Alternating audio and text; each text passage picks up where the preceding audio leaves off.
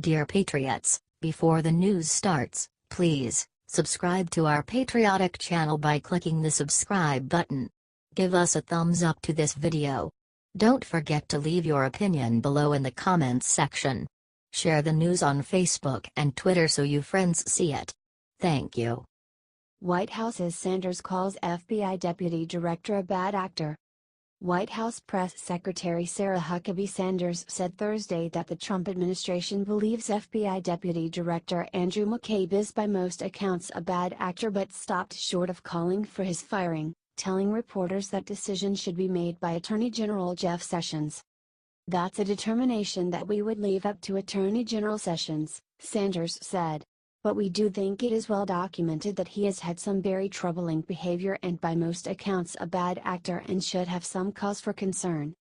Reports that Sessions was considering firing McCabe surfaced this week, due to a yet-to-be-released watchdog report that reportedly says the deputy director was not forthcoming in a review by the Justice Department's Inspector General. McCabe, who has been a frequent target of criticism from President Donald Trump, announced in January that he would retire, using up his accumulated leave before officially leaving the Bureau at the end of this week. Should Sessions fire him before Sunday, McCabe would not receive the pension benefits for which he is currently eligible.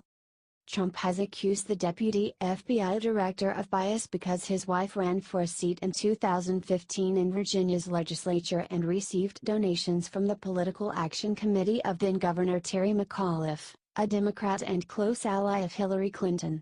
McCabe did not rise to the level of deputy director until after his wife's election loss, and it was former FBI Director James Comey, not McCabe, who decided against recommending Clinton face charges over her use of a private email system when she was Secretary of State.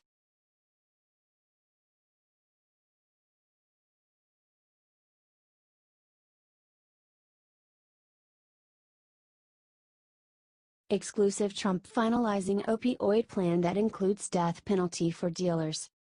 The Trump administration is finalizing a long-awaited plan that it says will solve the opioid crisis, but it also calls for law enforcement measures, like the death penalty for some drug dealers, that public health advocates and congressional Republicans warn will detract from efforts to reverse the epidemic. The ambitious plan, which the White House has quietly been circulating among political appointees this month, could be announced as soon as Monday when President Donald Trump visits New Hampshire, a state hard hit by the epidemic. It includes a mix of prevention and treatment measures that advocates have long endorsed, as well as beefed up enforcement in line with the president's frequent calls for a harsh crackdown on drug traffickers and dealers. The White House's most concrete proposal yet to address opioids comes after complaints from state health officials and advocates that Trump has moved too slowly to combat the epidemic after his bold campaign promises to wipe out the crisis touching all parts of the country. However, the plan could cost billions of dollars more than Trump budgeted, and likely far more than any funding package that Congress would approve, raising questions about how much of it can actually be put into practice. Trump's emphatic embrace of the death penalty for some drug dealers has also alarmed some advocates, who say the idea has been ineffective when tried in other countries and resurrects the nation's unsuccessful war on drugs. Under the most recent version of the plan, which has gone through several revisions, the Trump administration proposes to change how the government pays for opioid prescriptions to limit access to powerful painkillers. It also calls on Congress to change how Medicaid pays for treatment, seeking to make it easier for patients with addictions to get inpatient care. It would also create a new Justice Department task force that more aggressively monitors internet sales. The administration claims its plan will reduce opioid prescriptions by 1/3 within 3 years and that the initiative will fulfill Trump's campaign promise to stop opioid abuse. However, that will be a tall order. There were more than 64,000 drug overdose deaths in 2016, mostly involving opioids, according to the most recent federal mortality data. The CDC last week reported that emergency rooms recorded a 30% spike in opioid overdoses last summer, indicating that the devastating crisis is worsening. Politico obtained 2 versions of the White House plan and spoke with 4 individuals who have reviewed it. The White House confirmed that a plan was in development but didn't respond to multiple requests for further comment. Many of the measures in the plan were recommended by the President's Opioids Commission last fall or discussed at a March 1 White House Opioid Summit. For instance, it endorses a long-promised priority, greatly expanding first responders' access to naloxone, a medication used to reverse opioid overdoses. It also calls on states to adopt a prescription drug monitoring database that healthcare providers can access nationwide to flag patients seeking out numerous opioid prescriptions. On the policing side, the plan would ramp up prosecution and punishment, underscoring the tension in how public health advocates and law enforcement officials approach the crisis. Public health advocates say the nation's opioid epidemic should be treated as a disease, with emphasis on boosting underfunded treatment and prevention programs. But some law enforcement officials back tougher punishments as a deterrent, especially for drug dealers. The two camps don't always see eye to eye, at times pitting HHS and DOJ officials against each other. There is a lot of internal dissension between the health folks and the enforcement folks, said an official involved in the crafting of the plan. While Trump this month repeatedly suggested using the death penalty to deter drug dealers and traffickers, an idea roundly opposed by public health advocates, many lawmakers have said they weren't sure whether to take the idea seriously. "I would have to strongly evaluate and look at any proposal like that," said Senator Dan Sullivan, Republican Alaska, on Wednesday. "I don't know if the president was serious or just said it off the cuff. It's a big issue when you decide to bring a capital case or pass a law that allows for capital punishment." According to language circulating this week, the Trump administration will call for the death penalty as an option in certain cases where opioid, including fentanyl-related, drug dealing and trafficking are directly responsible for death. Senator Shelley Moore Capito, R.W.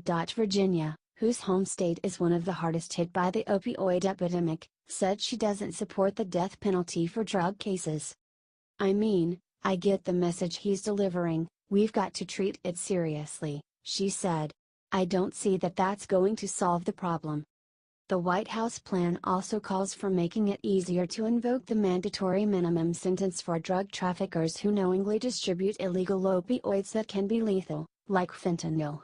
It also proposes a new Justice Department task force known as Prescription Interdiction and Litigation, or PIL, which would be empowered to step up prosecutions of criminally negligent doctors, pharmacies and other providers. The White House is also backing new health ideas, such as calling for 75% of opioid prescriptions reimbursed by government health programs like Medicare and Medicaid to be issued by using best practices within 3 years. That would be scaled up to 95% of prescriptions in 5 years. It also calls on Congress to formally repeal a rule barring Medicaid payment to residential treatment for opioid addiction at large facilities, which could cost tens of billions of dollars. The rule, implemented about 50 years ago, was meant to discourage mass institutionalization of people with mental illness, but states say it has been a barrier to addiction treatment. Some states under the Obama and Trump administrations have received federal permission to waive the rule for substance abuse treatment. The plan also includes measures favored by progressive drug policy reformers like changing the nation's prison system so all federal inmates would be screened for opioid use upon arrival and steered toward treatment at residential reentry centers as necessary. It also calls for improving tracking systems to rapidly steer resources to areas struggling with the opioid epidemic. Trump could announce the plan, or aspects of it, on Monday, when he is scheduled to return to New Hampshire with HHS Secretary Alex Azar. It will be Trump's first trip to New Hampshire as president after numerous campaign trips to the state to highlight the opioid epidemic.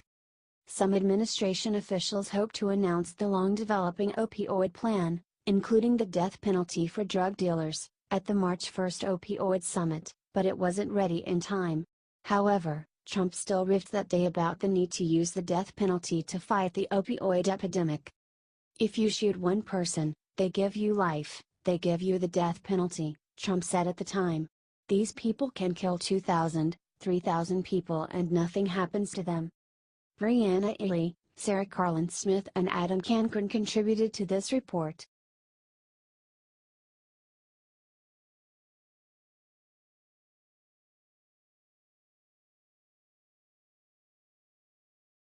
Trump's FDA weighs nicotine limits in cigarettes. The FDA is considering setting a maximum nicotine level in cigarettes for the first time to make them less addictive and is seeking public feedback ahead of issuing a proposed rule. Lowering nicotine levels will make it harder for future generations to become dependent on cigarettes and make it easier for current smokers to quit or switch to less harmful products, Commissioner Scott Gottlieb said in a statement. The agency is seeking public comment on the proposal. There is no other single action our country can take that would prevent more young people from smoking or save more lives, Matthew Myers, president of the Campaign for Tobacco-Free Kids, said in a statement. This is truly a once-in-a-lifetime opportunity to greatly accelerate progress in reducing tobacco use, the nation's #1 cause of preventable death, and bring us closer to eliminating the death and disease it causes. The nicotine rule is one of a number of tobacco-related regulations FDA is working on. The agency will soon seek comment on the role that flavors like menthol play in tobacco use, and to get feedback and data concerning the possible regulation of premium cigars. It's also working to modernize its approach to the development and regulation of nicotine replacement products like gum and patches. Combined, the moves bring tobacco regulation to a prominence not seen since the tenure of David Kessler, who led the agency during the George H.W. Bush and Clinton administrations. On the nicotine limit, the FDA also is seeking comment on whether a maximum level should be implemented at once or gradually. And it wants to know about unintended consequences, such as the potential for an illicit cigarette market. The FDA was given the authority to regulate nicotine levels under the 2009 Tobacco Control Act. Lowering levels in cigarettes is now more workable, Kessler told Politico, because of the availability of electronic cigarettes and other alternatives. There is a grand bargain here ultimately, Kessler said. We have to end cigarettes as we know it. That will save hundreds of thousands of lives and also give people who are addicted appropriate ways to reduce their harm and not force them to the black market. The challenge, he said, will be to provide alternatives for those who need them without encouraging young people to become addicted to nicotine through these alternatives. The FDA said it is particularly interested in comments about the merits of nicotine levels at 0.3, 0.4 and 0.5 milligrams of nicotine per gram of tobacco filler, in an advance notice of proposed rulemaking issued this morning. A 2013 survey paper estimated that reducing total nicotine content of cigarettes to 0.5 milligrams per cigarette would minimize addictiveness, but new data indicate the level may need to be lower. Tobacco use, primarily from cigarettes, kills more than 480,000 Americans every year, costing the country nearly $300 billion in direct health care costs and lost productivity, FDA said. The FDA cited a New England Journal of Medicine analysis that lowering nicotine levels could cause about 5 million more adult smokers to quit within 1 year of implementation. By 2100, the analysis estimates more than 33 million people would have avoided becoming regular smokers, leading to more than 8 million fewer tobacco-related deaths.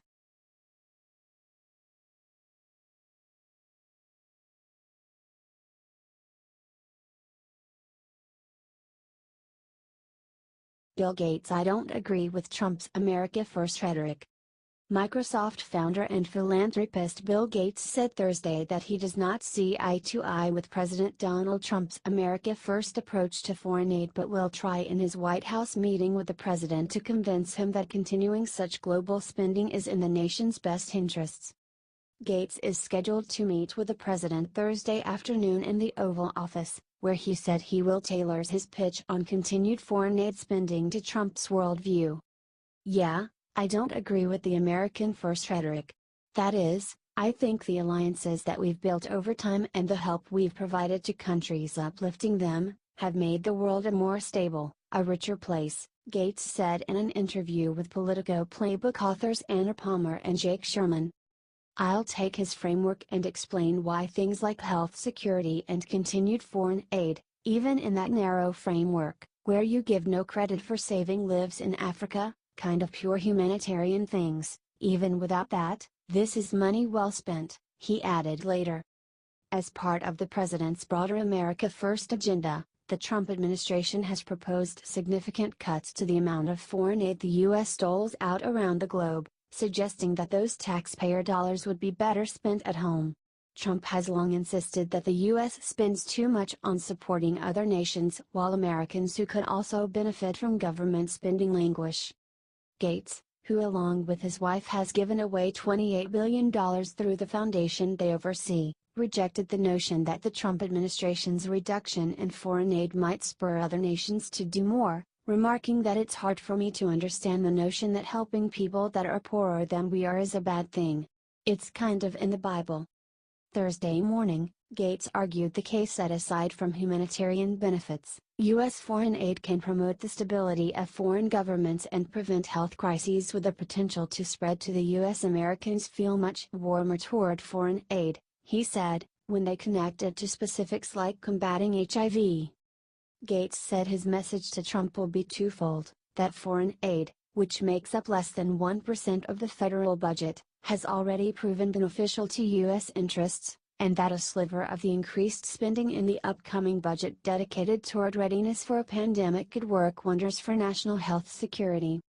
The preparedness we have for a pandemic, either a naturally caused pandemic or a bioterrorism, intention-caused pandemic, we don't have the tools, the preparedness, the capacity to deal with that, he said. And yet the science is at a point where for a fairly small portion of that increase, say a few percent a year, you could do something quite miraculous in terms of health security. On the global stage, Gates said America's step back from certain forums on the world stage has the potential to prove problematic because it creates a vacuum of leadership that people badly miss.